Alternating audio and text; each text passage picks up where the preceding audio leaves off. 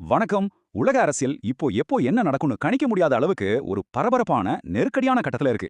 இந்த நேரத்துல 2026 மே மாசம் பிரதமர் மோடி மேற்கொண்ட அந்த 5 நாடுகள் சுற்றுப்பயணத்தை நம்ம வெறும் ஒரு சாதாரண வெளிநாட்டு பயணமா மட்டும் சுருக்கிட முடியாது. உண்மையை சொல்லப்போனா இது இந்தியாவோட எதிர்காலத்தையே பாதுகாக்கிற ஒரு மிகச்சிறந்த மாஸ்டர் ஸ்ட்ரோக். அது எப்படின்னு இந்த ஆழமான அலசல்ல பார்ப்போம் வாங்க.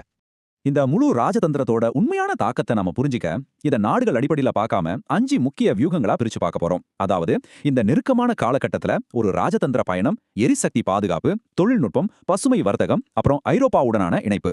முதல்ல இந்த பயணம் நடந்த சூழலை கொஞ்சம் கவனிங்க. உக்ரைன் அப்புறம் மேற்கு ஆசியால நடக்கிற போர்கள்னால உலகளாவிய எரிசக்தி விநியோகமும் சப்ளை செயினும் இன்னைக்கு எவ்வளவு மோசமா பாதிக்கப்பட்டிருக்குன்னு நமக்கு நல்லாவே தெரியும். இங்கதான் ஒரு முக்கியமான கேள்வி வருது. இந்த மாதிரி உலகமே ஒரு நிலையற்ற தன்மையில சப்ளை செயின்ல அச்சுறுத்தலுக்குள்ளாகி இருக்கிறப்ப இந்தியாவை போல ஒரு மாபெரும் பொருளாதாரம் தன்னோட எதிர்காலத்தை எப்படி பாதுகாக்கும்? நம்மளோட எரிசக்தியும் தொழில்நுட்பமும் ஆபத்துல இருக்கும்போது அந்த ரிஸ்கை உடனடியா குறைக்கிறது ரொம்ப ரொம்ப அவசியம் இல்லையா? அதத்தான் இந்த பயணம் செஞ்சிருக்கு. மே 15 முதல் 20 வரையிலான வெறும் 5 நாட்கள்ல ஐக்கிய அரபு அமீரகம், நெதர்லாந்து, நார்வே, ஸ்வீடன், கடைசியா இத்தாலி. சும்மா யோசிச்சு பாருங்க எவ்வளவு தீவிரமான ஒரு ராஜதந்திர ஓட்டம் நடந்திருக்குன்னு. இது பல முனைகள்ல ஒரே நேரத்துல செயல்படுற ஒரு அசுரத்தனமான உத்தி. சரி, அடுத்ததா நம்மளோட உயிர் நாடியான எரிசக்தி பாதுகாப்புக்கு வருவோம். எந்த ஒரு நாட்டுக்கும் இப்போதைக்கு உடனடி தேவை தடையற்ற எரிசக்தி தான். இதுல ஐக்கிய அரபு அமீரகத்தோட பங்கு நமக்கு ரொம்பவே முக்கியம்.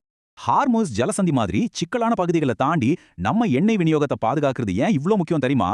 ஒரு சின்ன உதாரணம் சொல்றேன். நம்ம அண்டை நாடான இலங்கையில ஒரே இரவுல பெட்ரோல் விலை 38.2% எகிரியப்போ இந்தியாவில அது வெறும் 3.2% மட்டும்தான் உயர்ந்தது. இதுதாங்க சரியான ராஜதந்திரத்தோட நேரடி பலன். நம்ம ஊர்ல விலைவாசி அந்த அளவுக்கு உயராமல் தடுத்த அந்த வெற்றிக்கு பின்னால இருக்கிற ஒரு பிரம்மாண்டமான நம்பர் 30 மில்லியன். ஆமாங்க, எந்த ஒரு உலகளாவிய நெருக்கடியிலும் இந்தியா முடங்கிடக்கூடாதுங்கிறதுக்காக 30 மில்லியன் பேரல் கச்சா எண்ணெயை நம்ம விசாகப்பட்டினம் அப்புறம் சண்டிகோல் தலங்கள்ல சேமிச்சு வைக்க அமீரகம் சம்மதிச்சிருக்காங்க. இது வெறும் கச்சா எண்ணெயோடு மட்டும் நிக்கல.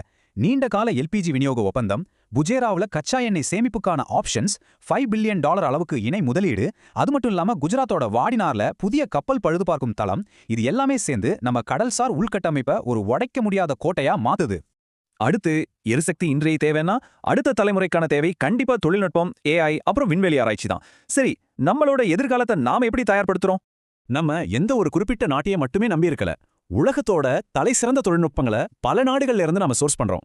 அமீரகத்துக்கிட்ட இருந்து ஏஐ, நெதர்லாந்து கிட்ட இருந்து செமிகண்டக்டர்ஸ், ஸ்வீடன் கிட்ட இருந்து விண்வெளி ஆராய்ச்சின்னு இது ரொம்ப பக்காவா பிளான் பண்ணப்பட்ட ஒரு கூட்டாண்மை.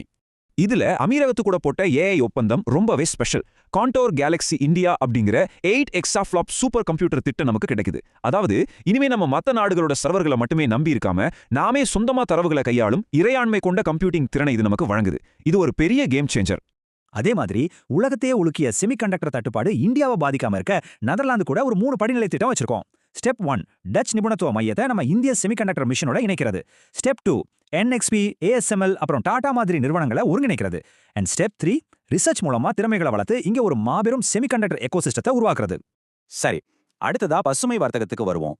நம்ம பொருளாதாரம் வேகமா வளரணும், அதே சமயம் அது சுற்றுச்சூழல பாதிக்காத வகையில சஸ்டைனபிளாவும் இருக்கணும், ரைட்?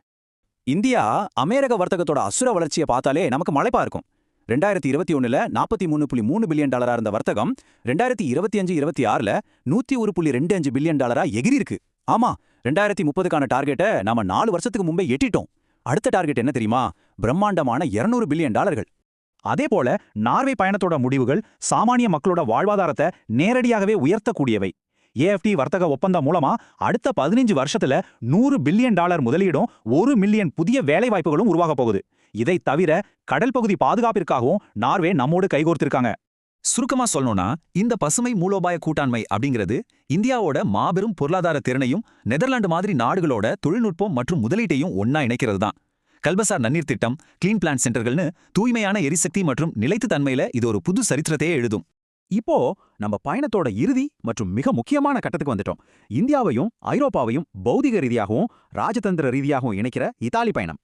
இன்னைக்கு உலக நாடுகள் பலவும் போர் மேகங்கள் சூழ்ந்து நிற்கிற இந்த வேளையில எந்த ஒரு பிரச்சனையும் ராணுவ மோதல் மூலமா தீர்க்க முடியாது, பேச்சுவார்த்தை அப்புறம் ராஜதந்திரம் மட்டும்தான் சிறந்த வழி அப்படின்னு இந்தியா தன்னோட அமைதிக்கான நிலைப்பாட்டை ரொம்ப ஆணித்தரமா பதிவு செஞ்சிருக்கு.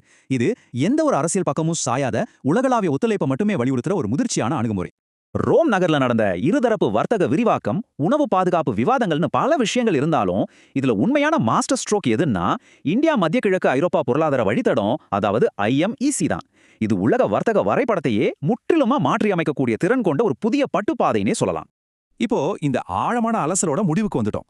பாதுகாக்கப்பட்ட எரிசக்தி, அட்வான்ஸ்டு ஏஐ, பசுமை முதலீடுகள், அப்புறம் ஒரு புதிய வர்த்தக வழித்தடம், இந்த சதுரங்க நகர்வுகள் எல்லாமே 2030க்குள்ள உலக பொருளாதாரத்தை எப்படி மாற்றி அமைக்க போகுது? இந்தியாவோட இந்த ராஜதந்திர மாஸ்டர் ஸ்ட்ரோக் நிச்சயமா எதிர்காலத்துல ஒரு மிகப்பெரிய தாக்கத்தை ஏற்படுத்தும். இத பத்தி நீங்க என்ன நினைக்கிறீங்க? யோசிச்சு பாருங்க. மறுபடியும் இன்னொரு சுவாரஸ்யமான தலைப்போட சந்திப்போம்.